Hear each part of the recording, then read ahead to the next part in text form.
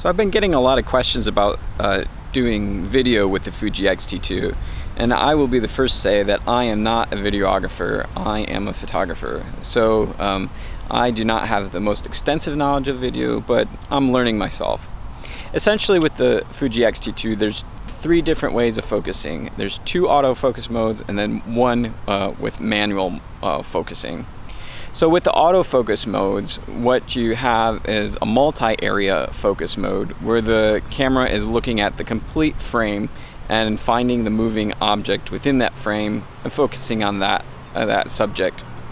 Then with the single point autofocus mode, you can set where that focus point is at. For example, if you want it on the side to track in something, or if you want the focus point in the middle, you can do that.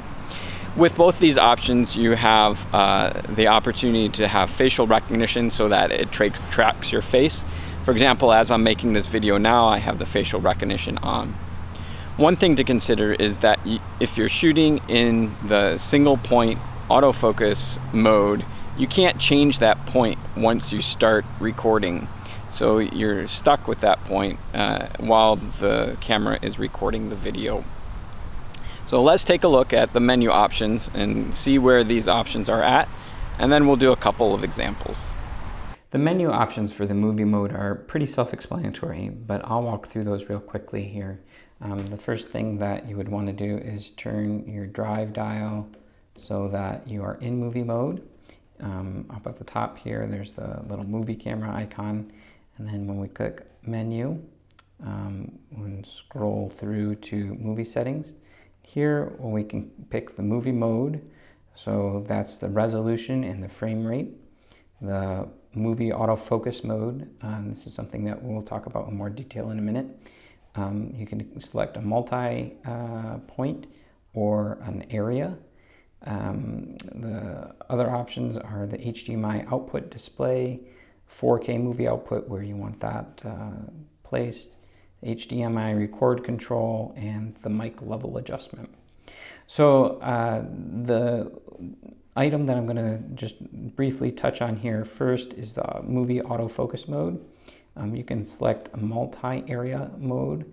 When you use the multi-area mode, the camera is going to focus where there is movement during the filming. If I go back and I select an area mode, you'll see that there's a little box there. I don't know if you can see that or not. Let's see if I can get it closer. There we go.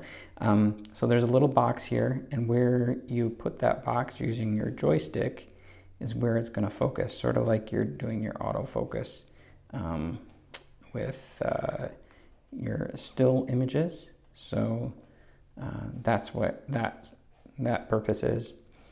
Just a word of warning is you can't change where this point is once you start filming. So it's not as though you can change this point of autofocus once you start going. So keep that in mind.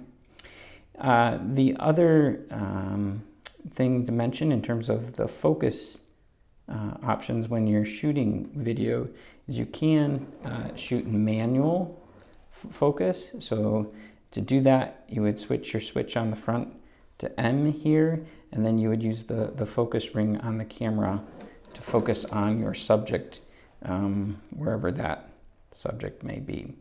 So let's go check these options out, and let me give a little bit of demonstration about how they work.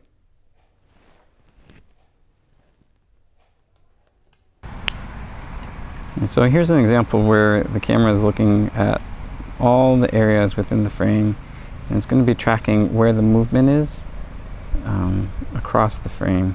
So it's a very challenging for the camera to make all the decisions here because there's movement across multiple levels.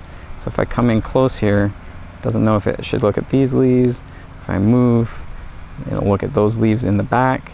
Again, if I move again, it's going to try and find what it should be focusing on. So this is a scenario where shooting with a single area, predefined area, is going to be helpful. So I'm going to switch over to that. So here I have the single area defined in the middle, so it's only looking at the middle focus point. It's not looking at the leaves in the background. But if I move my camera so that that middle focus point is elsewhere, it's going to focus in that middle section, like that. So again, it's going to find that middle focus point, and then when I move my camera away, it's going to keep looking for it. It's going to go for that middle point and those far leaves. Even though the leaves in the foreground here are moving, it's paying attention to that middle focus point.